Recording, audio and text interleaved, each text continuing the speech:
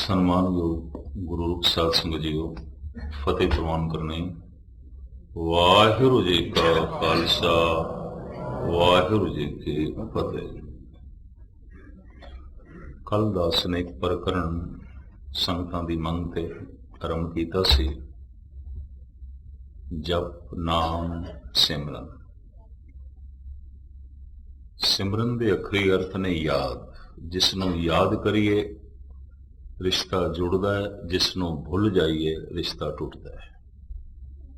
ਸੰਬੰਧ ਸਾਰੇ ਯਾਦ ਦੇ ਨੇ, ਰਿਸ਼ਤੇ ਸਾਰੇ ਯਾਦ ਦੇ ਨੇ।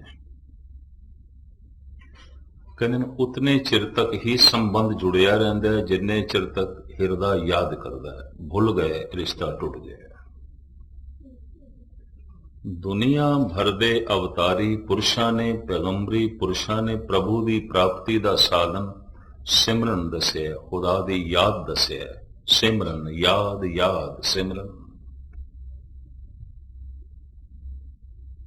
ਦਰਅਸਲ ਅਸੀਂ ਪ੍ਰਾਪਤ ਕੁਝ ਕਰਨਾ ਨਹੀਂ ਹੈ, ਜਿਸ ਨੂੰ ਭੁੱਲ ਗਿਆ ਉਸ ਨੂੰ ਯਾਦ ਕਰਨਾ ਹੈ। ਜੈਸੇ ਮੇਰੇ ਜੇਬ ਦੇ ਵਿੱਚ ਕੋਹ ਨੂਰ ਹੀਰਾ ਹੋਵੇ ਪਰ ਮੇਰੇ ਚੇਤੇ ਚ ਨਾ ਹੋਵੇ, ਉਸ ਦਾ ਹੋਣਾ ਨਾ ਹੋਣਾ ਇੱਕ ਸਮਾਨ ਹੈ। ਰੋਮ ਰੋਮ ਦੇ ਚ ਪ੍ਰਮਾਤਮਾ ਹੋਵੇ ਪਰ ਚੇਤੇ ਚ ਨਹੀਂ, ਯਾਦ ਦੇ ਚ ਨਹੀਂ, ਸਿਮਰਤੀ ਦੇ ਚ ਨਹੀਂ।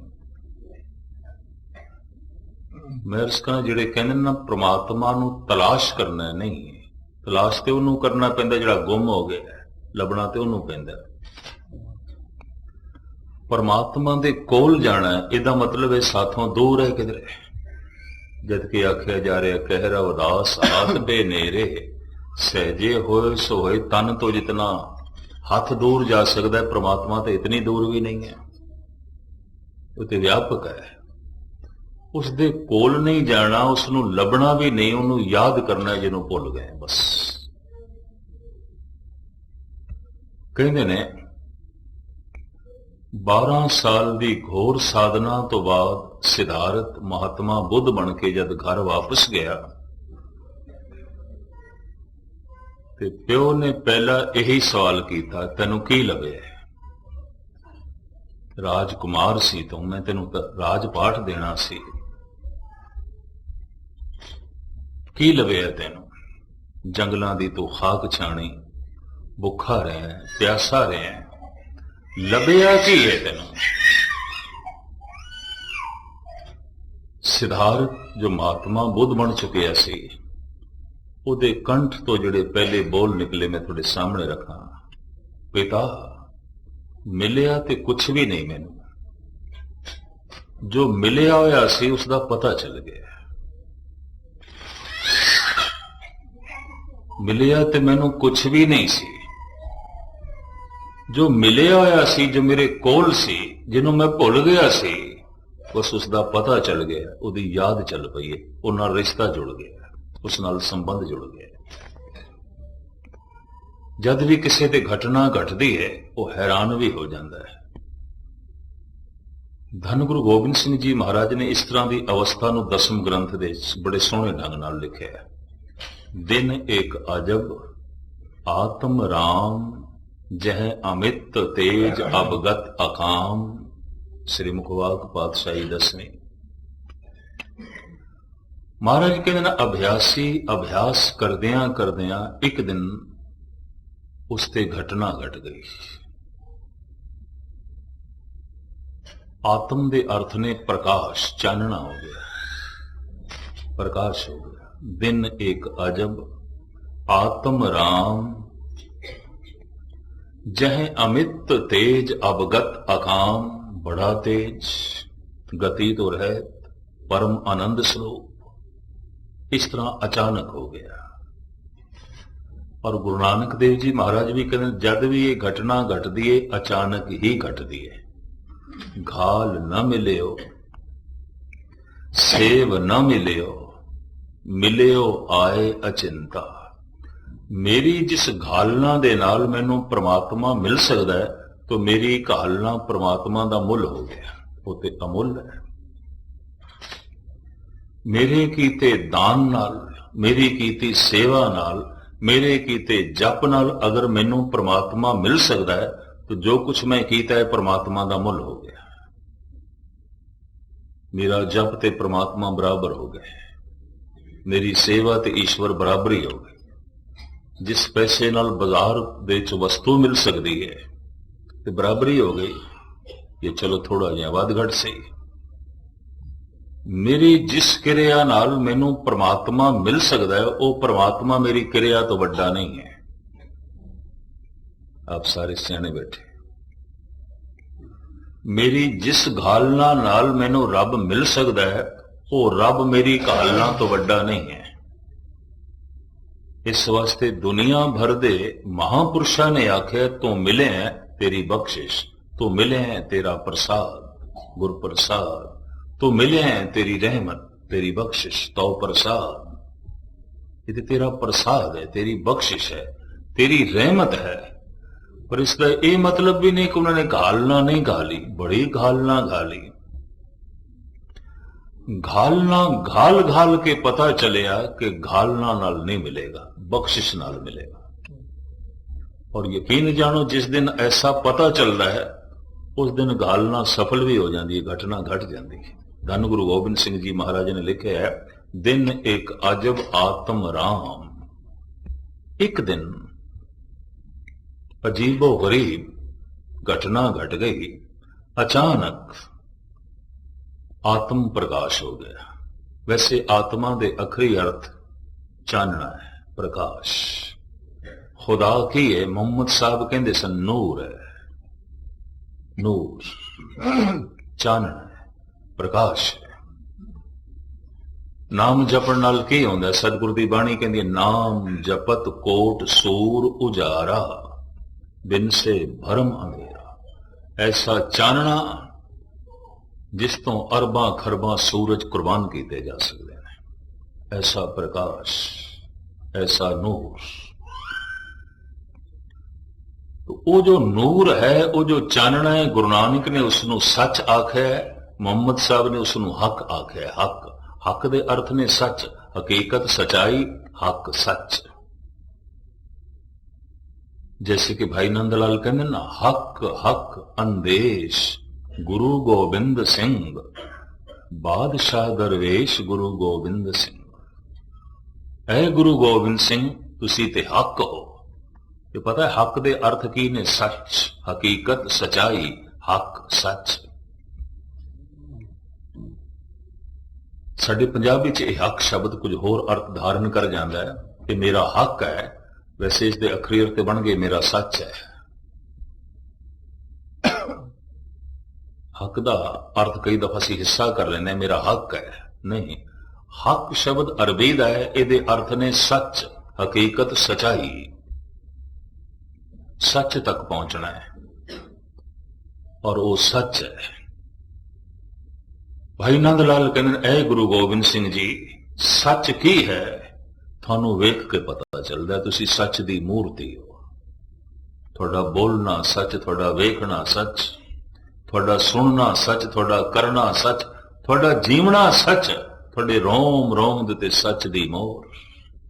हक हक अंदेश गुरु गोबिंद सिंह, बादशाह दरवेश गुरु गोबिंद सिंह। भाई नंदलाल कहते ने बड़े बादशाह देखे सन, और बादशाह कभी दरवेश नहीं देखे सन। बड़े दरवेश देखे सन, पर दरवेश कभी बादशाह नहीं देखे सन। ये पहला ही मुजस्मा देख रहे हैं जो बादशाह भी है, दरवेश भी है, बाहरों बादशाह है, अंदरों दरवेश है। हक हक अंदेश गुरु गोविंद सिंह, बादशाह दरवेश गुरु गोविंद सिंह। धन गुरु गोबिंद सिंह जी महाराज प्रमाण करते ने, दिन एक अजब आत्म राम। एक दिन अजीबो गरीब घटना घट गई, अभ्यासी के अंदर प्रकाश पैदा हो गया, चानना। जह अमित तेज अवगत अकाम, जो गति तो रहत सी, अमित सी, तोल तो परे, नाप तो परे, अनंत सी, जिद कामना नहीं सी। इस अभ्यासी के अंदरों एक सवाल खड़ा हो गया, ये कौन आए आत्म स्वरूप जह अमित तेज अवगत अभूत। श्री मुखवाक पातशाही दसवीं है। एक ही है जिस दिन भी अभ्यासी ते पहले पहले घटना घटती खुद हैरान हो जाता है की है ये वास्तविक की है। तो मैं इतना भी अर्ज कर दिया कि कथा अभ्यासियों लिए अगर जिन्होंने पूछे तो हो सकता है अभ्यास का शौक रखते हो तो थोड़े हुक्म मुख रखते हैं मैं आरंभ किया है। जो इस अभ्यास के मार्ग ते चले नहीं शायद मैं अर्ज करा उन्होंने तालमेल भी ना बैठे इस विचार नाल। आए सी कीर्तन सुन आए सी कथा सुनने की पता नहीं कितों दी गल्लां करन लग पे। अभ्यासी दे अंदरों सवाल पैदा होया की है ये नूर की है ये प्रकाश की है परम आनंद की है ये कौन आए आत्म स्वरूप जह अमित तेज अवगत अभूत। ये प्रश्न पैदा होया वो नूर ही बोल पिया ये ब्रह्म आए आत्म स्वरूप जह अमित तेज अवगत अभूत। जिन्हों तू वेख रहे यही ते ब्रह्म है और की ब्रह्म होता है। जिसनों तू महसूस कर रहे यही ब्रह्म है। ये कित्थों आया किधरों भी नहीं आया तेरे अंदर से। धन गुरु अर्जन देव जी महाराज दे बोल नौनिध अमृत प्रभ का नाम देही में इसका विश्राम। विज्ञानक ढंग नाल तलाश करोगे क्योंकि साइंस ने मनिया नहीं। वो तो कहते असी शरीर की चीरा फाड़ी करके देख ली हड्डियां ने मिंज है मांस है खून है अंदर कोई आत्म प्रकाश तो है कोई नहीं। बहुता चीरा फाड़ी करके वेख लिया कुछ भी नहीं। भारत के संत गलत कहते हैं ये अवतारी पुरुष गलत कहते हैं। और मैं हुण अर्ज करा एक संगीतकार है थोड़ी जी जो संगीत की मस रखते हैं ये उदाहरण चंगा लगेगा। एक संगीतकार है उसके अंदर बिलावल दियां धुना वसिया हुई ने वो अंदर रामकली समाई हुई है माल कौंस भी बैठा है चंद्र कौंस भी बैठा है सोरठ भी है उसके अंदर गौड़ी भी है श्री राग भी है भैरव भी है कल्याण भी है। कोई डॉक्टर आखे जरा मैं चीरा फाड़ी करके देखा माल कौंस किथे पे है सोरठ किथे पे है रामकली किथे पई है बिलावत दियां धुना किथे पईयां ने मिंज हथ आवेगी मांस हथ आवेगा हड्डियां हथ आवणगियां खून हथ आवेगा रामकली हथ नहीं आने लगी माल कौस हाथ नहीं आएगा चंद्र कौस हाथ नहीं आएगा। जबकि है एक चोटी का नृत्यकार है और चीरा फाड़ी करके क्या उसके अंदरों नृत्य लभ सकांगे पर है तो सही। विज्ञानक ढंग नाल परमात्मा की प्राप्ति नहीं तो मैं ये भी अर्ज करा विज्ञान संसार की खोज है धर्म निरंकार की खोज है। विज्ञान पदार्थ की चीरा फाड़ी करता है ते पदार्थ दे राज लगता है। धर्म अपने अंदर प्रवेश करता है ते परमात्मा दे राज प्राप्त करता है। ढंग अलग अलग है बिल्कुल। फर्क सिर्फ इतना है कि विज्ञान जो कुछ लभ लेंदा है उसका एक सबूत सामने रख देंदा है। धर्म जो कुछ प्राप्त कर लेंदा है उसका सबूत नहीं कोई प्रत्यक्ष प्रमाण नहीं। किसे भगत ने किसे अवतार ने यह नहीं आख्या है रब इंज आउंदा है इस तरह प्रत्यक्ष प्रमाण नहीं। जद कदी इस तरह की कथा चले मैनू एक सर्वधर्म सम्मेलन याद आ जाता है इंदौर दे होया देश भर की अखबारों के उसकी बड़ी चर्चा हुई। इकट्ठ कोई 2 लाख बंदियां का पुलिस का भी बहुत बड़ा इंतजाम किया गया सी किधर झगड़ा ना हो जाए क्योंकि खंडन मंडन करने की खुल सी। इस्लाम का वक्ता आया सी पादरी पहुंचे सी बाइबल की तशरीह करने वास्ते कृष्णानंद पहुंचे सन सनातन मत ते बोलने वास्ते आर्या समाज दे सियाणे प्रचारक पहुंचे सन जैन मत बौद्ध मत ते पहुंचे सन। सिख धर्म की तरफों दास नूं लै गए सन और मैं उस जमाने च पहली दफा सर्व धर्म सम्मेलन अटेंड किया। कोई 30 साल में पुरानी गल करदा तुहानूं। घबराहट भी बड़ी, मैनू पता चलिया सी जो पीर आया है इस्लाम ते बोलण वास्ते कराची तो आया है, बड़ा सियाणा है, मुदब्बर है। पादरी नूं बंबे तो बुलाया गया और नेपाल तो आया है बौद्ध धर्म ते बोलण वाला। अपने अपने इलाके दे और अपने अपने धर्म दे ये चोटी दे सियाणे पुरुष। एक प्रोफेसर सालूके नूं भी बुलाया गया जिसने ऐलानिया कहा सी जितने धार्मिक वक्ते ने मैं सारियां दी विचार दा खंडन करांगा, कोई परमात्मा नहीं, कोई ईश्वर नहीं, सब झूठ बोलते हैं। उसनों भी मदौ किया गया सी, बुलाया गया सी सिर्फ ये देखने वास्ते कि ये धार्मिक पुरुष ज्यादा दलील पेश कर सकते हैं कि ये नास्तिक बंदा ज्यादा खंडन कर सकता है, ये देखना है। अग्रवाल एक बिरादरी है हिंदुस्तान विच, ओदी तरफों ये सर्व धर्म सम्मेलन अटेंड किया गया, जो है आयोजन किया गया सी और इस विच लाखां रुपए का खर्चा सी। दास ने उस जमाने उस वक्त पूरे जज्बे नाल, पूरी शरधा नाल उस सम्मेलन की शमूलियत की थी, लेकिन घबराहट, इंतजाम सारा अग्रवाल बिरादरी का और इस देश सिख भी पहुंचे, मुसलमान भी पहुंचे श्रोतियां, क्रिश्चियन भी पहुंचे, हिंदू भी पहुंचे। आयोजन सिर्फ अग्रवाल बिरादरी का। इस्लाम का वक्ता बोलिया वो प्रोफेसर सालूके जिहड़ा सी उन्हें 7 मिनटां च ही खंडन करके रख दी उसकी विचार। मेरा बनया होया हौसला डिग गया। है ये बहुत सियाणा बंदा, ये कोल ते बड़ियां दलीलां ने। और आप सुन के हैरान हो गए, बौद्ध वक्ता, बौद्ध धर्म का जिहड़ा वक्ता सी वो भी नमूजना जिहा मुंह लैके उसने बिठा दिता। और इसी तरीके दे नाल जैन बाद विच दास दी वारी ते मैं अद्धा तो उंज हौसला हार ही बैठा सी। मैं कहा सी जो कुछ बोलना इसने खंडन कर देना, लोगों ने उहदे हक दे ताड़ी वजा देनी।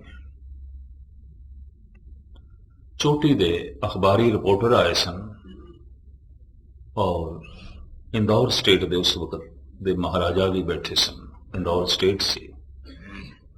उसने भी प्रोग्राम बड़े शौक नाल अटेंड किया, बड़े शौक नाल बैठा रहा सुनने लगी।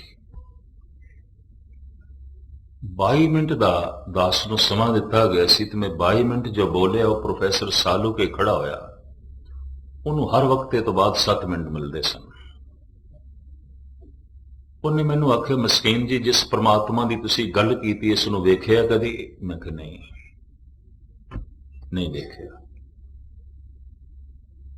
फिर भी तुसी दिन रात उसकी गल करी जाते हो तो लोगों को सुनाई जाते। मैं सुनाई जाते कहते अपना ते लोगों का पता नहीं कितने घंटिया का समा रोज बर्बाद कर रहे हो, वक्त जाया कर रहे हो।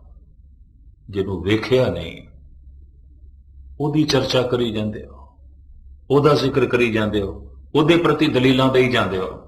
कहते साइंस जो कुछ कहती है उसका सबूत मुहैया जो है कर देंदी है। संत लोग जो कुछ कहते हैं, ज्ञानी जो कुछ कहते हैं, भगत जो कुछ कहते हैं, गुरुओं ने जो कुछ आख्या है, सबूत नहीं मुहैया किया, प्रमाण सामने नहीं रखे। और प्रमाण प्रत्यक्ष। मैं उसको आख्या प्रोफेसर साहब जरूरी तो नहीं कि जो नहीं दिखाई देंदा वो है ही नहीं। हवा नहीं दिखाई देंदी, फुल दिखाई देंदे, महक नहीं दिखाई देंदी, शक्कर दिखाई देंदी है, मिठास नहीं दिखाई देंदी, मिर्चा दिखाई देंदियां, कुड़त्तन नहीं दिखाई देंदी। जे तुसी मैनू आखो कुड़त्तन दिखा तो मैं मिर्च दिखा सकदा, कुड़त्तन ते नहीं। मैं शक्कर दिखा सकदा, मिठास ते नहीं। मैं फुल दिखा सकदा, महक ते नहीं। हस पिया, कहंदा ये प्रमाण बहुत पुराने हो गए, इन्हां दी कोई अहमियत नहीं। ਕਹਿੰਦਾ ਫੁੱਲ ਨੂੰ ਨੇੜੇ ਆਈਏ ਨਾਸਕਾ ਦੱਸ ਦਿੰਦੀ ਮਹਿਕ ਹੈ, ਸ਼ੱਕਰ ਨੂੰ ਮੂੰਹ ਦੇ ਚ ਪਾਈਏ ਜ਼ਬਾਨ ਦੱਸ ਦਿੰਦੀ ਮਿੱਠੀ ਹੈ, ਮਿਰਚਾਂ ਨੂੰ ਮੂੰਹ ਦੇ ਚ ਪਾਈਏ ਜ਼ਬਾਨ ਦੱਸ ਦਿੰਦੀ ਕੌੜੀ ਹੈ। ਜ਼ਬਾਨ ਵਾਹਿਗੁਰੂ ਵਾਹਿਗੁਰੂ ਵਾਹਿਗੁਰੂ ਵਾਹਿਗੁਰੂ ਜਪੇ, ਰਾਮ ਰਾਮ ਜਪੇ, ਕਿਆ ਪਤਾ ਚੱਲ ਜਾਂਦਾ ਰਾਮ ਹੈ ਵਾਹਿਗੁਰੂ ਹੈ, ਕਿਆ ਪਤਾ ਚੱਲ ਜਾਂਦਾ। ਕਹਿੰਦਾ ਮੈਂ ਤੁਹਾਡੇ ਸਾਹਮਣੇ 2 ਮਿੰਟ ਕਰਦਾ, ਮੈਨੂੰ ਕੱਖ ਨਹੀਂ ਪਤਾ, ਪਰ 1 ਸੈਕਿੰਡ ਲਈ ਜੇ ਮੈਂ ਮੂੰਹ ਦੇ ਸ਼ੱਕਰ ਰੱਖਾਂ ਮੇਰੀ ਜ਼ਬਾਨ ਮਿੱਠੀ ਹੋ ਜਾਏਗੀ। ਯਕੀਨ ਜਾਣੋ, ਹਾਲਾਂਕਿ ਮੌਸਮ ਬਹਾਰ ਦਾ ਸੀ, ਪਸੀਨੇ ਨਾਲ ਮੇਰੇ ਕੱਪੜੇ ਭਿੱਜ ਗਏ ਸਾਰੇ। ਮੈਂ ਕਿਤੇ ਹੱਦ ਕਰਦਾ ਪਿਆ, ਹਰ ਗੱਲ ਨੂੰ ਰੱਦ ਕਰੀ ਜਾਂਦਾ। ਅੰਦਰੋਂ ਅਰਦਾਸ ਵੀ ਨਿਕਲੀ, ਪਾਤਸ਼ਾਹ ਤੇਰੇ ਦਰ ਦਾ ਵਕਤਾ, ਤੇਰੀ ਬਾਣੀ ਦੀ ਗੱਲ ਕਰਨ ਵਾਲਾ, ਕਿ ਇਸ ਤਰ੍ਹਾਂ ਹੀ ਬੇਇੱਜ਼ਤੀ ਹੋਵੇਗੀ। ਮੈਂ ਉਸ ਨੂੰ ਆਖਿਆ ਗੱਲ ਇਹ ਹੈ, ਇੱਕ ਬੇਹੋਸ਼ ਬੰਦਾ ਹੋਵੇ, ਬਹੁਤ ਗਹਿਰਾ ਬੇਹੋਸ਼, ਹੋ ਸਕਦਾ ਉਹਦੇ ਨੱਕ ਦੇ ਨੇੜੇ ਫੁੱਲ ਲੈ ਜਾਈਏ ਤੇ ਉਹਨੂੰ ਮਹਿਕ ਨਾ ਆਵੇ, ਉਸਦੇ ਮੂੰਹ ਦੇ ਸ਼ੱਕਰ ਪਾਈਏ ਤੇ ਉਸ ਨੂੰ ਮਿਠਾਸ ਦਾ ਬੋਧ ਨਾ ਹੋਵੇ, ਕਿਉਂਕਿ ਬੇਹੋਸ਼ ਹੈ। ਹੱਸ ਕੇ ਕਹਿਣ ਲੱਗਾ, ਮੇਰੇ ਜੈਸਾ ਬੰਦਾ ਤੁਹਾਨੂੰ ਬੇਹੋਸ਼ ਪ੍ਰਤੀਤ ਹੁੰਦਾ ਹੈ? ਮੇਰੇ ਜੈਸਾ ਇਨਸਾਨ ਤੁਹਾਨੂੰ ਬੇਹੋਸ਼ ਦਿਖਾਈ ਦਿੰਦਾ ਹੈ ਕਿ ਮੈਂ ਇਤਨੇ ਵਕਤਿਆਂ ਦੀਆਂ ਦਲੀਲਾਂ ਨੂੰ ਰੱਦ ਕਰਕੇ ਰੱਖ ਦਿੱਤਾ ਹੈ ਔਰ ਤੁਹਾਨੂੰ ਵੀ ਬੋਲਣ ਨਹੀਂ ਦਿਆਂਗਾ। ਜਾਂ ਤੇ ਕੋਈ ਪ੍ਰਤੱਖ ਪ੍ਰਮਾਣ ਦਿਓ ਪ੍ਰਮਾਤਮਾ ਹੈ, ਕੋਈ ਪ੍ਰਤੱਖ ਸਬੂਤ, ਨਹੀਂ ਤੇ ਇਹ ਫਿਜ਼ੂਲ ਦੀਆਂ ਗੱਲਾਂ ਨੇ, ਅਨਪੜ੍ਹ ਦੁਨੀਆ ਦੀ ਗੱਲਾਂ ਨੇ, ਮੂਰਖਾਂ ਦੀਆਂ ਗੱਲਾਂ ਨੇ। ਮੈਂ ਕਿਹਾ ਸਵਾਲ ਇਹ, ਹੁਣ ਤੁਹਾਨੂੰ ਪ੍ਰਤੱਖ ਪ੍ਰਮਾਣ ਚਾਹੀਦਾ, ਸਾਹਮਣੇ ਸਬੂਤ ਚਾਹੀਦਾ ਹੈ। ਇੱਕ ਦਲੀਲ ਉਦੋਂ ਪ੍ਰਿੰਸੀਪਲ ਗੰਗਾ ਸਿੰਘ ਦੀ ਚੇਤੇ ਆ ਗਈ ਤੇ ਮੇਰੀ ਇੰਜ ਕਹਿ ਲਓ ਗੁਰੂ ਨਾਨਕ ਨੇ ਲੱਜਾ ਰੱਖ ਦਿੱਤੀ। ਮੈਂ ਕਿਹਾ ਪ੍ਰੋਫੈਸਰ ਸਾਲੁਕ ਹੈ, ਕਿਆ ਤੁਸੀਂ ਆਪਣੇ ਪਿਤਾ ਦਾ ਨਾਮ ਮੈਨੂੰ ਦੱਸੋਗੇ? ਤੇ ਕਹਿਣ ਲੱਗਾ, ਅੱਜ ਦੀ ਇਸ ਚਰਚਾ ਦੇ ਤੇ ਸਰਬ ਧਰਮ ਸੰਮੇਲਨ ਦੇ ਵਿੱਚ ਮੇਰੇ ਪਿਓ ਦੀ ਕੀ ਲੋੜ ਪੈ ਗਈ ਹੈ? ਮੈਂ ਕਿਹਾ ਲੋੜ ਪੈ ਗਈ ਹੈ, ਤਾਂ ਹੀ ਤੇ ਮੈਂ ਪੁੱਛਦਾ ਤੁਹਾਡੇ ਪਿਤਾ ਦਾ ਕੀ ਨਾਮ ਹੈ? ਉਹਨੇ ਆਖਿਆ, ਮੇਰੇ ਪਿਤਾ ਦਾ ਨਾਮ ਹੈ ਸ਼੍ਰੀ ਦਲੀਪ ਸਾਲੂਕੇ, ਸ਼੍ਰੀ ਦਲੀਪ ਸਾਲੂਕੇ। ਤੇ ਮੈਂ ਕਿਹਾ ਜੇ ਮੈਂ ਸ਼ੱਕ ਕਰਾਂ ਇਹ ਤੇਰਾ ਪਿਓ ਨਹੀਂ ਹੈ, ਕੋਈ ਹੋਰ ਹੈ, ਤੇ ਫਿਰ ਆਪੇ ਤੋਂ ਬਾਹਰ ਹੋਇਆ। ਮੈਨੂੰ ਕਹਿਣ ਲੱਗਾ, ਇਸ 2 ਲੱਖ ਦੇ ਇਕੱਠ ਦੇ ਤੁਸੀਂ ਇਤਨੀ ਤਹਿਜ਼ੀਬ ਤੋਂ ਗਿਰੀ ਹੋਈ ਗੱਲ ਕਰੋਗੇ ਔਰ ਆਪਣੇ ਆਪ ਨੂੰ ਗਿਆਨੀ ਅਖਵਾਉਂਦੇ ਹੋਇਆ, ਧਰਮ ਦਾ ਪ੍ਰਚਾਰਕ ਅਖਵਾਉਂਦੇ ਹੋਇਆ ਤਹਿਜ਼ੀਬ ਤੋਂ ਗਿਰੀ ਹੋਈ ਗੱਲ ਕਰੋਗੇ? ਕਹਿੰਦਾ ਮੈਂ ਸੋਚ ਨਹੀਂ ਸਕਦਾ ਸੀ, ਤੁਸੀਂ ਸਭਿਅਤਾ ਤੋਂ ਥੱਲੇ ਚਲੇ ਗਏ ਹੋ, ਤੁਹਾਡੀ ਗੁਫ਼ਤਗੂ, ਤੁਹਾਡੇ ਬੋਲ ਥੱਲੇ ਚਲੇ ਗਏ। ਮੈਨੂੰ ਇੰਝ ਕਹਿਣ ਲੱਗਾ। ਮੈਂ ਕਿਹਾ ਹੱਦ ਹੋ ਗਈ, ਮੈਂ ਤੇਰੇ ਪਿਓ ਤੇ ਸ਼ੱਕ ਕਰਾਂ, ਤੂੰ ਕਹਿਣਾ ਇਸ ਸਭਿਅਤਾ ਤੋਂ ਥੱਲੇ ਦੀ ਗੱਲ ਹੈ, ਪਰ ਤੂੰ ਜਗਤ ਪਿਓ ਤੇ ਸ਼ੱਕ ਕਰੇ, ਜਗਤ ਪਿਤਾ ਤੇ ਸ਼ੱਕ ਕਰੇ ਜਿਸਨੇ ਤੇਰੇ ਪਿਓ ਜੈਸੇ ਪਤਾ ਨਹੀਂ ਕਿਤਨੇ ਪਿਓ ਪੈਦਾ ਕੀਤੇ ਨੇ, तो क्या इस सभ्यता तो थल्ले दी गल नहीं है? क्या ये तहजीब तो थल्ले दी गल नहीं है? मैं शक करदा तू अपने पिता दी होंद दा कोई सबूत दे कि यही तेरा प्यो है। तू थोड़ा जिहा होश संभालिया, तेरी मां ने तेनू कह दिता है तेरे पिता ने, ते तू बापू बापू कहना शुरू कर दिता, कोई सबूत मंगिया सी मां को? गुरु अर्जन देव जी महाराज दे बोल, पिता का जन्म के जाने पूत, सगल परोई अपने सूद। धन गुरु गोबिंद सिंह जी महाराज दे भी बचन, कहां लगे एव कीट बखाने, महिमा तोर तू ही प्रभ जाने, पिता जन्म ज्यों पूत न पावे, कहां तवन का भेद बतावे। मैं उसनू कह दिता तू अपने पिता दा मैनू सबूत दे दे, मैं तेनू जगत पिता दा सबूत देना। इस हक दे ताड़ियां वज गई मेरे, खुशी दी लहर दौड़ गई। जिहड़े धार्मिक बंदे सन जिन्हां दे दिल टुटे सन प्रोफैसर सालूके दी तर्क करके, बेन खामाखा तर्क करी जांदा है, मेरा हौसला बन गया। और उस दिन वाकई मैनू प्रत्यक्ष रूप में इंज दसिया कि कहो नानक सब तेरी वडियाई, कोई नाम ना जाने मेरा। तू दलील दे दी है बादशाह, लज्जा रहेगी। बाद ਵਿੱਚ जब ਚਾਹ ਪੀਣ ਬੈਠੇ ਨਾ ਅਸੀਂ ਸਾਰੇ ਵਕਤੇ ਉਹਨਾਂ ਨੇ ਇੱਕ ਜਗ੍ਹਾ ਤੇ ਇੰਤਜ਼ਾਮ ਕੀਤਾ ਸੀ ਅਗਰਵਾਲ ਬਰਾਦਰੀ ਨੇ ਸਾਲੂ ਕੇ ਮੈਨੂੰ ਕਹਿਣ ਲੱਗਾ ਮੇਰੀ 60 ਸਾਲ ਦੀ ਉਮਰ ਹੈ ਉਦੋਂ ਮੈਂ 22-23 ਸਾਲ ਦਾ ਹੋਵਾਂਗਾ ਵੱਧ ਤੋਂ ਵੱਧ 24 ਸਾਲ ਦਾ ਮੈਨੂੰ ਕਹਿਣ ਲੱਗਾ ਮੇਰਾ ਮਨ ਹਿਲ ਗਿਆ तेरे बोलों ने हिला दिता है मैनू स्टडी करनी पेगी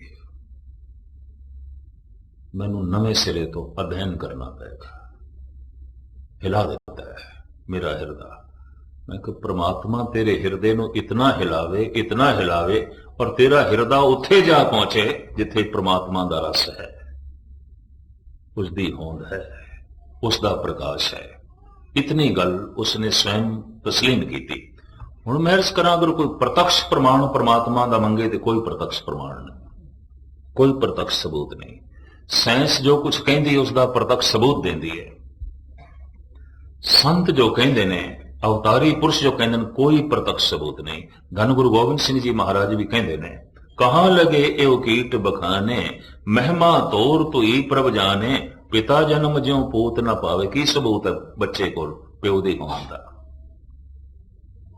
भरोसा है विश्वास का रिश्ता है मां ने कहा ने प्यो नु प्यो करके कह देता है जे मां दे कहने ते तू प्यो नु प्यो करके कह सकदा है ते गुरु दे कहने करके तू रब नु रब करके कह दे मां नु पता है गुरु नु पता है अवतार नु पता है और गज़ब दी गल यह है जिसनों पता है वह पता करा नहीं सकता उस पारिसे की सूचना दे सकता है चलन की प्रेरणा दे सकता है प्रत्यक्ष प्रमाण नहीं दे सकता इस वास्ते ऐलानिया तौर पर अद्धी दुनिया नास्तिक है और जिहड़ी आस्तिक है वह भी कोई आस्तिक पूरी नहीं है क्योंकि कोई प्रत्यक्ष सबूत नहीं है इस वास्ते विज्ञान कह देंदा शरीर की चीरा फाड़ी करिए अंदर तो कोई आत्मा नहीं लभदी और अजे साइंस ने आत्मा नहीं मनिया ठीक है चीरा फाड़ी की थी एक शक्ति है शक्ति का इकट्ठ है खून है मिंज है मांस है हड्डियां है आत्मा नाम दी ते अंदरों कोई चीज लभदी नहीं परमात्मा ते अंदरों लभदा नहीं पातशाह दी बाणी कहंदी है नौ निद अमृत प्रभ का नाम देही में इसका विश्राम राम नाम रतन कोठड़ी गढ़ मंदिर एक लुकाने अंदर है किवें कढीए इसनूं किवें प्रगट करिए विज्ञानक ढंग नाल नहीं धार्मिक ढंग नाल तो फिर धार्मिक ढंग की है बस यही अभ्यासियों के अंदर यही जग्यासुओं के अंदर प्रश्न पैदा हो जाता है ते नास्तिक लोगों के आखिर ढंग की है फिर तरीका की है पहले तो मैं गुरु ग्रंथ साहब जी महाराज दे थोड़े सामने बोल रखा भगत कबीर जी दे कबीर कहते मैथों कोई ढंग ना पूछो तो कोई ढंग है भी नहीं ये भी मैं करते हैं बड़ी कीमती पंक्ति है तज भारम करम विद निखेद विधि निषेध विद कहते ढंग नो विधान नो विधि कहते कोई विधि नहीं कबीर जैसा संत कह दे कोई विधि नहीं और मेरे को ना पूछो हद हो गई कोई ढंग ही नहीं है जगत विच हर चीज की प्राप्ति के अपने अपने ढंग ने परमात्मा की प्राप्ति का कोई ढंग ही नहीं है कोई तरीका ही नहीं है कबीर कहते कोई तरीका नहीं है कोई ढंग नहीं है हुण मैं इसनूं इंज अर्ज करदा हुंदा 36 प्रकार का भोजन एक थाल विच परोस के जे किसी दे अगों रखीए वो ये आखे छकण दा ढंग दसो तो गल स्पष्ट हो गई इन्हूं भुख नहीं लगी भुखे बंदे ने कदी ढंग पूछे ठंडे पानी दा गिलास शरबत किसी दे अगों रख दिता है तो वो आखे ढंग दसो पीण दा एक गल स्पष्ट हो गई कोई प्यास नहीं लगी इस प्यासे ने कदी ढंग नहीं पूछे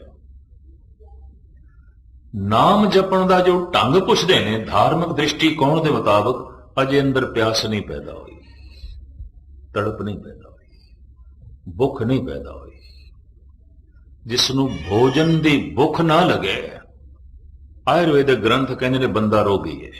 ਭੁੱਖ ਦਾ ਨਾ ਲੱਗਣਾ ਰੋਗ ਦੀ ਪਹਿਚਾਣ, ਰੋਗ ਦੀ ਨਿਸ਼ਾਨੀ ਹੈ।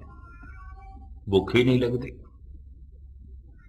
ਜਿਹਨੂੰ ਭੋਜਨ ਦੀ ਭੁੱਖ ਨਾ ਲਗੇ ਉਹ ਤਨ ਕਰਕੇ ਰੋਗੀ ਹੈ, ਔਰ ਜਿਸਨੂੰ ਭਜਨ ਦੀ ਭੁੱਖ ਨਾ ਲਗੇ ਉਹ ਮਨ ਕਰਕੇ ਰੋਗੀ ਹੈ। ਕੋਈ 100 ਦੇ ਚੋਂ ਇੱਕ ਅਧ ਮਨੁੱਖ ਐਸਾ ਹੋਵੇਗਾ ਜਿਹਨੂੰ ਭੋਜਨ ਦੀ ਭੁੱਖ ਨਾ ਲੱਗਦੀ ਹੋਵੇ ਤੇ ਤਨ ਦੇ ਤਲ ਤੇ ਰੋਗੀ ਹੋਵੇ, ਵਰਨਾ ਰੋਗੀਆਂ ਨੂੰ ਵੀ ਭੁੱਖ ਲੱਗ ਜਾਂਦੀ ਹੈ। ਮੈਂ ਫਿਰ ਦੁਹਰਾਵਾਂ, ਕੋਈ 100 ਦੇ ਚ ਇੱਕ ਅਧ ਮਨੁੱਖ ਐਸਾ ਹੋਵੇਗਾ ਜਿਹਨੂੰ ਭੋਜਨ ਦੀ ਭੁੱਖ ਨਾ ਲੱਗਦੀ ਹੋਵੇ, ਪਰ ਮੈਂ ਅਰਜ਼ ਕਰਾਂ ਕੋਈ ਹਜ਼ਾਰਾਂ ਚ ਇੱਕ ਅਧ ਮਨੁੱਖ ਹੁੰਦਾ ਜਿਹਨੂੰ ਭਜਨ ਦੀ ਭੁੱਖ ਲੱਗਦੀ, ਬਾਕੀਆਂ ਨੂੰ ਲੱਗਦੀ ਕੋਈ ਨਹੀਂ ਲੱਗਦੀ। ਭੁੱਖ ਪੈਦਾ ਹੀ ਨਹੀਂ ਹੁੰਦੀ। ਮਹਾਰਾਜ ਤੇ ਕਹਿੰਦੇ ਨੇ ਸਾਡੇ ਅੰਦਰ ਪੈਦਾ ਹੋ ਗਈ ਸਾਚੇ ਨਾਮ ਕੀ ਲਾਗੇ ਭੂਖ, ਉਦ ਭੂਖੇ ਖਾਏ ਚਲੀਏ ਦੁੱਖ। ਤੇ ਭੁੱਖੇ ਸਾਦੇ ਗੰਢ ਭੁੱਖ ਦਾ ਸਵਾਦ ਨਾਲ ਸੰਬੰਧ। ਭੋਜਨ ਦੀ ਭੁੱਖ ਨਹੀਂ ਲੱਗੀ ਤਨ ਰੋਗੀ ਹੈ, ਭਜਨ ਦੀ ਭੁੱਖ ਨਹੀਂ ਮਨ ਰੋਗੀ ਹੈ। ਤੇ ਭਜਨ ਕੀ ਹੈ? ਕਬੀਰ ਕਹਿੰਦੇ ਨੇ ਇਸ ਨੂੰ ਆਫਤਾਬ ਕਹਿ ਦਿੰਦੇ ਨੇ, ਖੁਰਸ਼ੀਦ ਕਹਿ ਦਿੰਦੇ ਨੇ।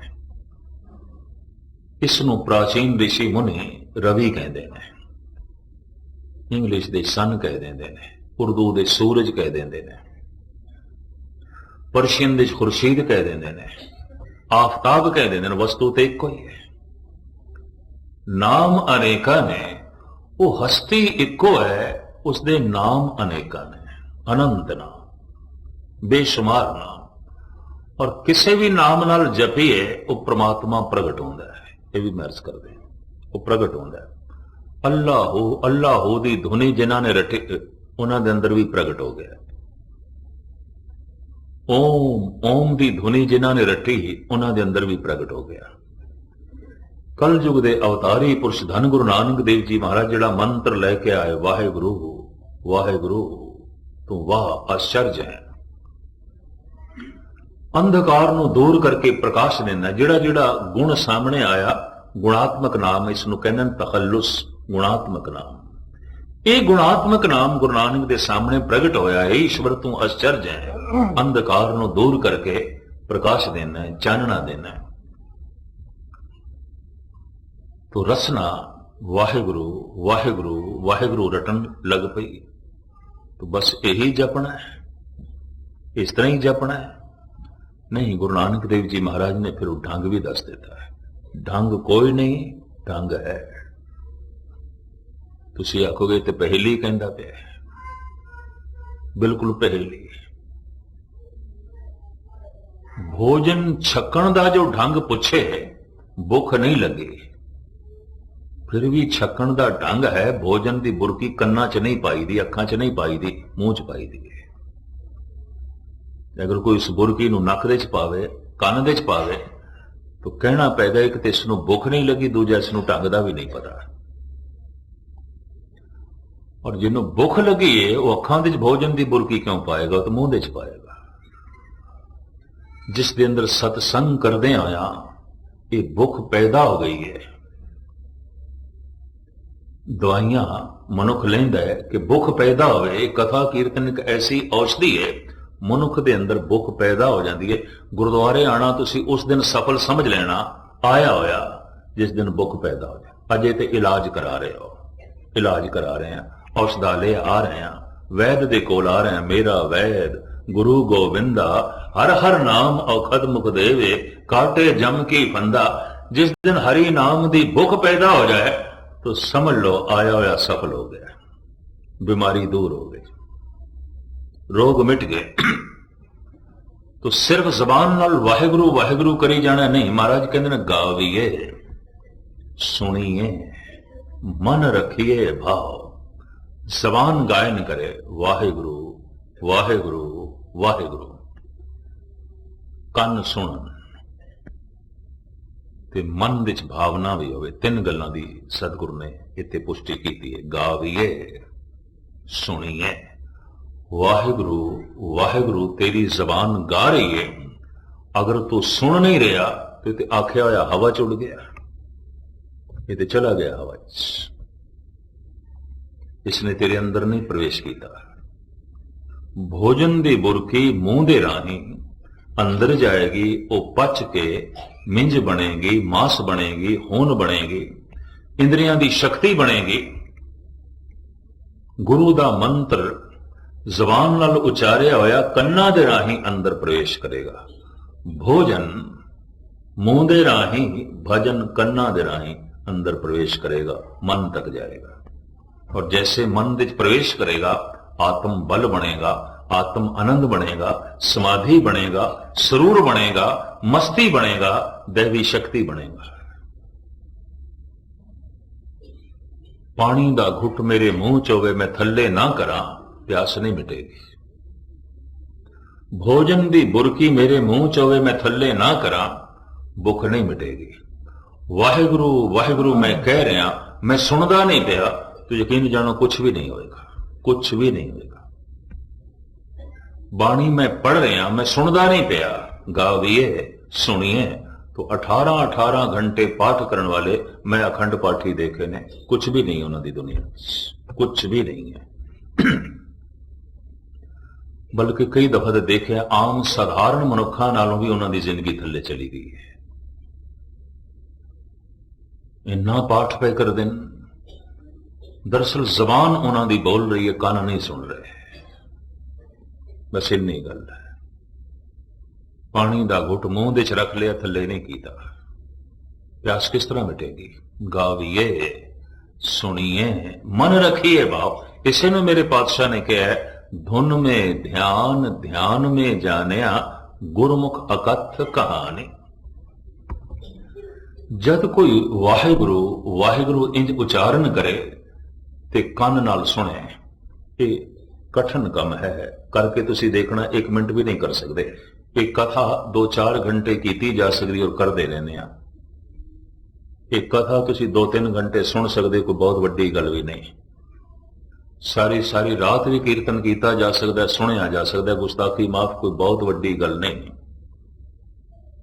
वाहिगुरु वाहिगुरु जबान उचारण करे ते कान सुनन, मैनू उम्मीद नहीं कोई 1 मिनट भी कर सके।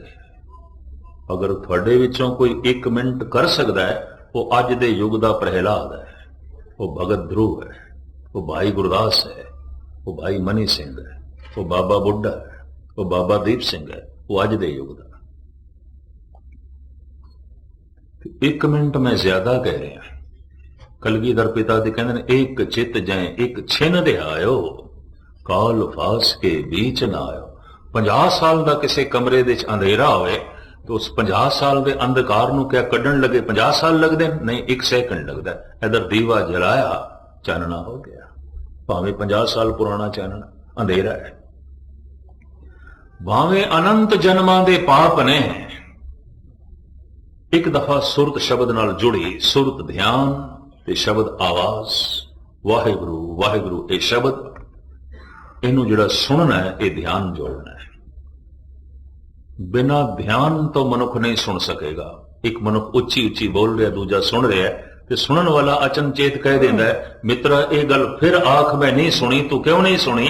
कहना मेरा ध्यान किसी और पासे चला गया। यह मतलब ध्यान तो बिना मनुख नहीं सुन सकता। तो हुण मैं अर्ज करा, तुन में ध्यान ध्यान में जाने।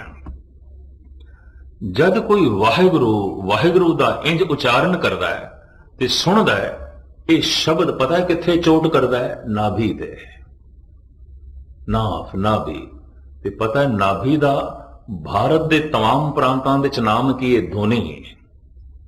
नाभि तो कहते ने ध्वनि, ते ध्वनि का ते अखरी अर्थ है आवाज।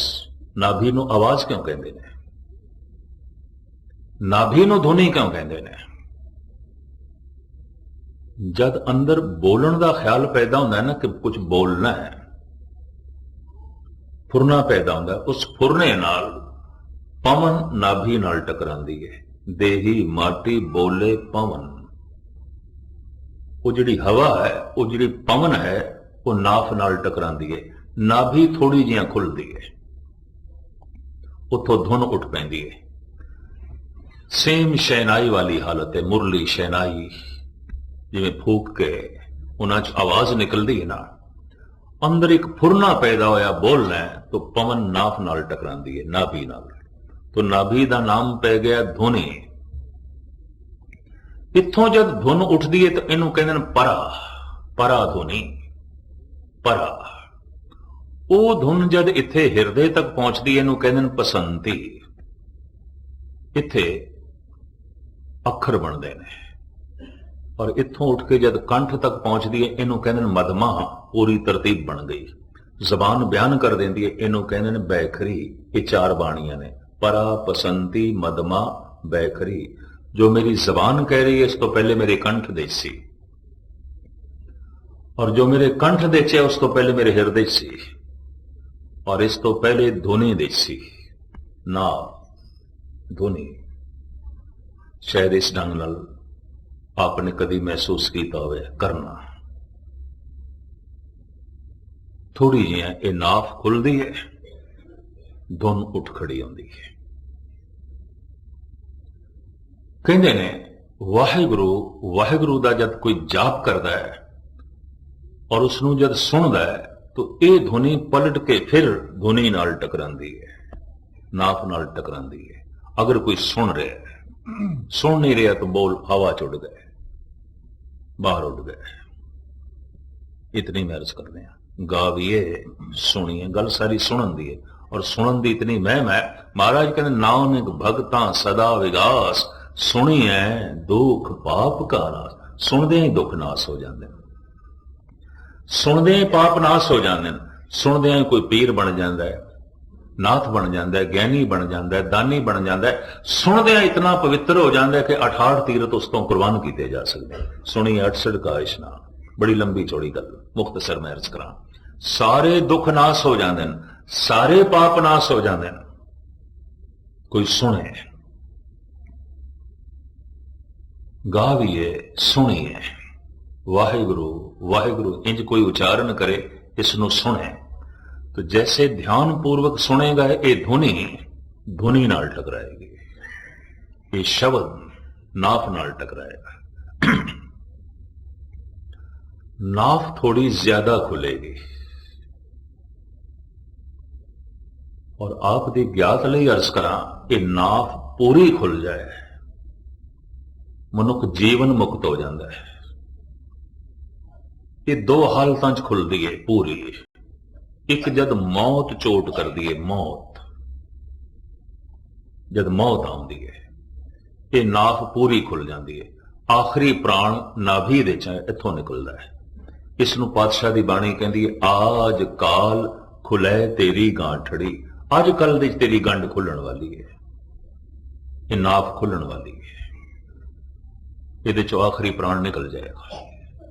और जब आखिरी प्राण निकलता है, ये गंढ खुलती है, तो जिहड़ी हालत बनती है वह मेरे पातशाह ने बयान की हुई है। हथ मरोड़े तन कपे स्याओ होवा सेत। इन मुठियां बंद होणगियां, दंदियां वजणगियां, कंबनी छिड़ेगी। अगर ऐसा है कोई रोगी तो समझ लो आखिरी प्राण निकल रहे, गंढ खुल रही। ये पहचान है आयुर्वेदिक ढंग दे नाल। हथ मरोड़े, धन गुरु अर्जन देव जी महाराज उसे दे जिक्र करते हैं। हथ मरोड़े तन कपे, जोर दियां मुठियां बंद होणगियां, दंद भी बंद होणगे ते वजणगे, ते शरीर सारे दे कंबनी छिड़ेगी। जद मौत चोट कर दी है, और जद गुरु दा मंत्र चोट करे ते ये नाफ खुले, तो मैं फिर अर्ज करा उदों भी यही हालत होंदी है। मुठियां बंद होंदियां, कंबनी छिड़ जाती है, दंदियां वज सकदियां। ये हालत जद गुरु नानक दी होई, माता तृप्ता वैद नूं बुला लिया सन। एक ही हो गया मेरे पुत्र नूं, कंबनी छिड़ी हुई है, दंदियां वज रही, मुठियां इतनियां जोर दियां बंद ने। इस वैद ने सतगुरु दा मस्तक वेख्या, अखां वेखियां, जबान वेखी, नब्ज वेखी, जो उसकी जांच पड़ताल का ढंग सी सारा वेख्या, ते वैद ने कह दिता इन्हों तो कुछ भी नहीं। दिल की धड़कन बिल्कुल ठीक है, खून की गर्दिश बिल्कुल ठीक है, शरीर की सारी क्रिया बिल्कुल तरतीब विच है। मैं नहीं कह सकता ये रोगी ने। हां, ये रोगी जैसे दिस रहे ने, रोगी नहीं ने। पता है माता तृप्ता ने की आख्या, अच्छा वैद मैं फिर कोई होर वैद बुला के लियानी जे तेनों समझ नहीं आई। ते पता है फिर उस वैद ने की आख्या, मां ये मेरी तौहीन है, मैं तो राय बुलार का भी इलाज करदा, सारे चौधरी मैथों इलाज करांदे ने, बड़े बड़े जागीरदार मैथों इलाज करांदे ने, मेरी समझ बिल्कुल ठीक कम कर रही है, रोगी नहीं ने। रोगी जैसे दिस रहे ने, रोगी नहीं ने। और तुसी माता आखे है कि होर वैद बुलाने, तो चलो मैं फिर थोड़ी मेहनत कर लेना, मैं गुरु नानक दी नवस फिर देखदा। फिर जो बां पकड़ी, नवस देखते ने, अद की फिर सतगुरु ने बां छुड़ा ली, कहन छोड़ो। वैद बुलाया वैदगी, पकड़ डंडोले मां, ये भोला वैद न जाने करक करे जे माए। गल कुछ और है, ये शरीर की गल ही नहीं है, ये शरीर की छाणबीन पिया करता है। सेम यही हालत शेख सादी दी हो गई सी। गुस्ताखी माफ, दो चार उदाहरण मैं थोड़े सामने रखा, गल स्पष्ट हो जाए। शेख सादी दी मां उस वक्त दे चोटी दे तबीब जो शाही घराने च इलाज करता सी, ते शेख सादी दा दबदबा भी बड़ा सी, उस शाही तबीब नूं बुला लिया। तबीब वेखदा है बां, नब्ज वेखदा है, अखां वेखदा है, जो उसका जांच पड़ताल का ढंग सी सारा वेखिया। ते तबीब ने भी उही लफ्ज कह दिते जो वैद ने गुरु नानक के संबंध च कहे सन। शेख सादी दी मां नूं आखे इन्हां नूं कुछ भी नहीं है, जिथे तक मेरी जानकारी है इन्हां दा शरीर ठीक है। मां रो पई, कहने लगे हैं ये रोग तेरी पकड़ दे च नहीं आया, आज सारा दिन हो गया कुछ खादा नहीं, मेरे नाल बोले भी नहीं, बार बार अखां चो हंझू वगे ने, कंबड़ी छिड़ी हुई है, दंदियां वजदियां पईयां, और तुसी कहंदे हो कुछ भी नहीं। मां दा रोना वेख के तबीब नूं फिर तरसाया, कहंदा अच्छा मैं फिर देखदा। फिर जो बांह पकड़ी, शेख सादी ने बांह छुड़ा ली और मुंहों ये बोल बोले, अज सरे बालीन मन बरखैज ए नादान तबीब, ए नादान तबीब, छोड़ दे मेरी बांह। अज सरे बालीन मन बरखैज ए नादान तबीब, दर्द मंदा इश्क रा दारू बजुज दीदार नेस्त। दर्द दे मारिया होया दा, इश्क दे मारिया दा दारू खुदा दा दीदार होंदा है, ये तेरे कोल नहीं है, तू जा एक पासे, तेनू गल दी समझ ही नहीं है, मैं रोगी नहीं हाँ। कहते ने पहाड़ दे एक गार दे मोहम्मद साहब रोज अल्लाहू अल्लाहू दी धुनी दा अभ्यास करते सन। एक दिन इस धुनी ने धुनी दे उत्ते चोट कर दी, नाभि ते चोट कर दी, नाभ खुल गई। उसे हालत विच एक घर आ गए कंबदे हुए, जो मैं हदीस पढ़ी, सारे दा सारा शरीर कंब रहा है, दंदियां वज रही ने, मुठियां बंद। आप दी बेगम खदीजा जो उम्र विच मोहम्मद साहब तो 15 साल वड्डी सी, पहले वक्त विच पहली अवस्था विच मोहम्मद साहब खदीजा दे मुलाजम सन। खदीजा एक मालदार बेवा सी, इसका समान लेके दमशक दे वेचण जाते सन, बगदाद दे वेचण जाते सन, और इन्हों मेहनताना खदीजा देंदी होंदी सी। ईमानदारी मोहम्मद साहब दी देख के, खुदाई बंदगी देख के, नूरानी चेहरा देख के, शराफत देख के, मालकन ते नौकर दा यह रिश्ता पति पत्नी दे बदले। खदीजा पहली बेगम है मोहम्मद साहब दी। खदीजा एकदम उन्होंने चारपाई ते लिटांदी है, 8-9 कंबल उपर पा देंदी है, कंबड़ी बंद नहीं हो रही, एक कंबल दूजा तीजा, कंबड़ी उसे तरह छिड़ी हुई है। जब इतने कंबल पाए तो कांबा चल रहा है, बंद नहीं, तो बेचारी ये भी बार गई, तबीब नूं बुला ली, हकीम नूं। ਹਕੀਮ ਨੂੰ ਜੈਸੇ ਬੁਲਾਇਆ ਉਹ ਨਵਜ਼ ਦੇਖਦਾ ਹੈ ਤੇ ਮੁਹੰਮਦ ਸਾਹਿਬ ਦੇ ਮੂੰਹੋਂ ਜੋ ਬੋਲ ਨਿਕਲੇ ਉਹ ਕੁਰਾਨ ਦੀਆਂ ਆਇਤਾਂ ਸਨ। ਇਹ ਪਹਿਲੀ ਆਇਤ ਸੀ ਜੋ ਉਹਨਾਂ ਦੇ ਮੂੰਹ ਚੋਂ ਨਿਕਲੀ। ਖਦੀਜਾ ਸੁਣ ਕੇ ਕਹਿਣ ਲੱਗੀ, ਇਹ ਬੋਲ ਤੁਹਾਡੇ ਨਹੀਂ, ਇਹ ਖੁਦਾ ਦੇ ਨੇ, ਤੁਸੀਂ ਤੇ ਅਨਪੜ੍ਹ ਹੋ। ਇੰਨੇ ਤਰਤੀਬ ਦੇ ਔਰ ਇਤਨੇ ਗਿਆਨ ਭਰੇ, ਇਹ ਬੋਲ ਮੁਹੰਮਦ ਤੁਹਾਡੇ ਨਹੀਂ ਹੋ ਸਕਦੇ, ਇਹ ਤੁਸੀਂ ਨਹੀਂ ਬੋਲ ਰਹੇ। ਤੇ ਮੁਹੰਮਦ ਸਾਹਿਬ ਨੇ ਵੀ ਕਹਿ ਦਿੱਤਾ, ਖਦੀਜਾ ਅੱਜ ਤੋਂ ਮੈਂ ਬੋਲਣਾ ਬੰਦ ਹੀ ਕਰ ਦਿੱਤਾ ਹੈ, ਚੁੱਪ ਕਰ ਗਿਆ, ਹੁਣ ਤੇ ਖੁਦਾ ਬੋਲਦਾ, ਮੈਂ ਨਹੀਂ ਬੋਲਦਾ। ਧੰਨ ਗੁਰੂ ਨਾਨਕ ਦੇਵ ਜੀ ਮਹਾਰਾਜ ਕਹਿੰਦੇ ਨੇ, ਹੋ ਆਪੋ ਬੋਲ ਨਾ ਜਾਣਦਾ, ਮੈਨੂੰ ਬੋਲਣਾ ਆਉਂਦਾ ਹੀ ਨਹੀਂ, ਮੈਂ ਨਹੀਂ ਬੋਲਦਾ। ਜੋ ਖਸਮ ਬੋਲਦਾ ਸੋ ਬੋਲਦਾ ਹੈ। ਹੋ ਆਪੋ ਬੋਲ ਨਾ ਜਾਣਦਾ, ਉਹ ਕਿਹਾ ਸਭ ਹੁਕਮਾਓ ਜਿਓ। जैसे में आवे खसम की बाणी, तैसड़ा करी ज्ञान वे ला लो। एकाग्रता बख्शनी। वाहिगुरु वाहिगुरु अगर कोई ऐसा उच्चारण करे, कम से कम कल तो 5 मिनट ते जरूर करना।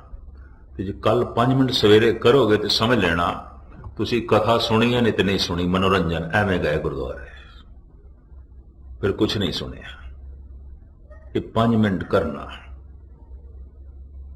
बाकी गुरु जितना करा लेगा वो थोड़े को वो अलग कर, पर 5 मिनट का तुसी प्रण करके बैठो।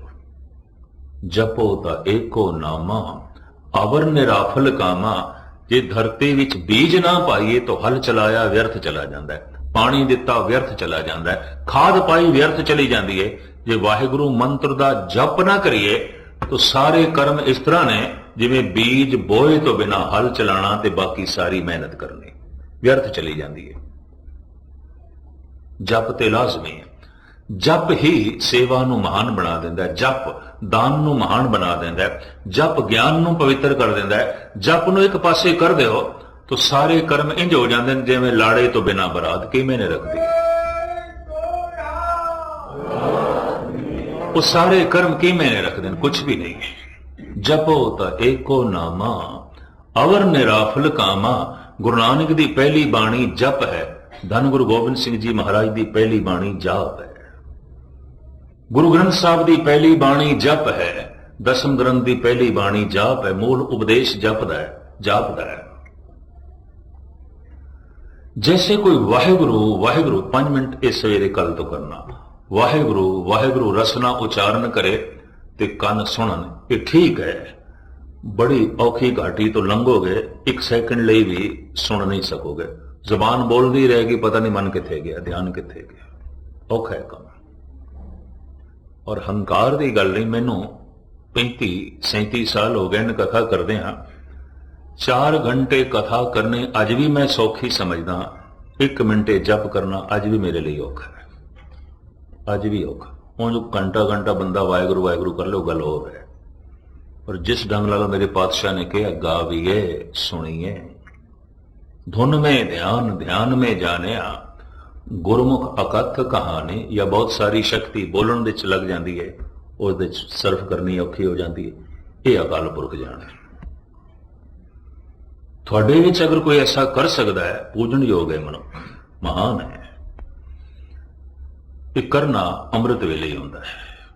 हर अमृत वेले वत्ते का बीजिया, भगत खाए खर्च रहे, निखुट्टे नाई। इसनों ईरान दा सूफी फकीर शेख सादी कहंदा है, दुआ कुन बशब चों गदाया सोज, अगर में कुनी बादशाही बरोज। ऐ बंदे, जे तू दिन दे समय मनुखां दे बादशाहां दी तरह जीवना चाहना है तां रात दे चौथे पैर खुदा दे अगों मंगता बन जाया कर, भिखारी बन जाया कर। और ये फकीर दावे नाल कहंदा, जो रात दे चौथे पैर खुदा दे अगों मंगते नहीं बनते, ये दावे नाल कहंदा दिन नूं बादशाहां दी तरह जी भी नहीं सकणगे, मुर्दियां दी तरह जीवणगे। शेख सादी, दुआ कुन बशब चों गदाया सोज, अगर मैं को नहीं बादशाही बरोस। बादशाह दी बाणी, हर अमृत वेले वत्ते का बीजिया, भगत खाए खर्च रहे, निखुट्टे नाई। रसना वाहिगुरु वाहिगुरु इंज जपे ते कन सुनन। अगर ऐसा है तो ये वाहिगुरु दी धुनी धुनी ते चोट करेगी, नाभि ते चोट करेगी। ਇੱਕ ਮੌਤ ਦੇ ਸਮੇਂ ਜਦ ਇਹ ਗੰਢ ਖੁੱਲਦੀ ਹੈ ਤਾਂ ਸਰੀਰ ਦਾ ਅੰਤ ਹੋ ਜਾਂਦਾ ਹੈ, ਸਰੀਰ ਨੂੰ ਜਲਾਣਾ ਪੈਂਦਾ ਜਾਂ ਦਫਨ ਕਰਨਾ ਪੈਂਦਾ। ਵਾਹਿਗੁਰੂ ਵਾਹਿਗੁਰੂ ਜਪਦੇ ਹਾਂ, ਅਗਰ ਗੰਢ ਖੁੱਲ ਗਈ ਮਨ ਦੀ ਮੌਤ ਹੋ ਜਾਂਦੀ ਹੈ, ਤਨ ਤੇ ਜ਼ਿੰਦਾ ਰਹਿੰਦਾ ਹੈ, ਸਵਾਸ ਚੱਲਦੇ ਰਹਿੰਦੇ ਨੇ, ਮਨੁੱਖ ਮੁਰਦਾ ਨਹੀਂ।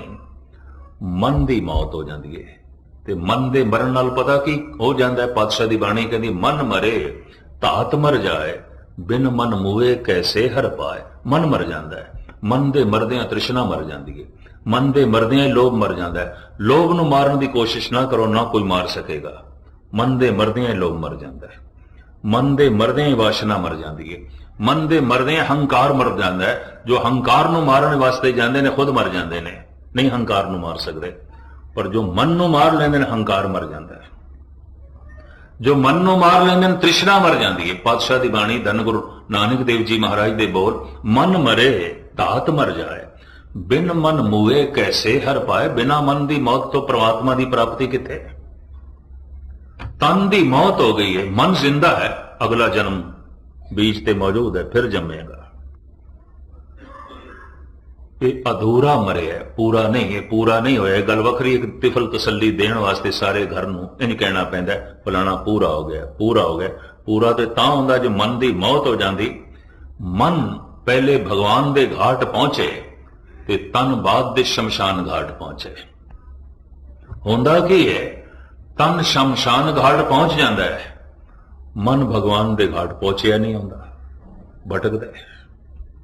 ਜਮ ਜਮ ਮਰੇ ਮਰੇ ਫਿਰ ਜੰਮੇ, ਬਹੁਤ ਸਜ਼ਾਏ ਪਿਆ ਦੇ ਸਲਮੇ।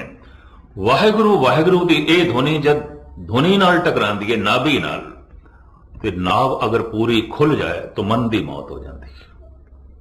ਮੌਤ ਦੀ ਚੋਟ ਨਾਲ ਜਦ ਨਾਭ ਖੁੱਲਦੀ ਹੈ ਤਨ ਦੀ ਮੌਤ ਹੋ ਜਾਂਦੀ ਹੈ।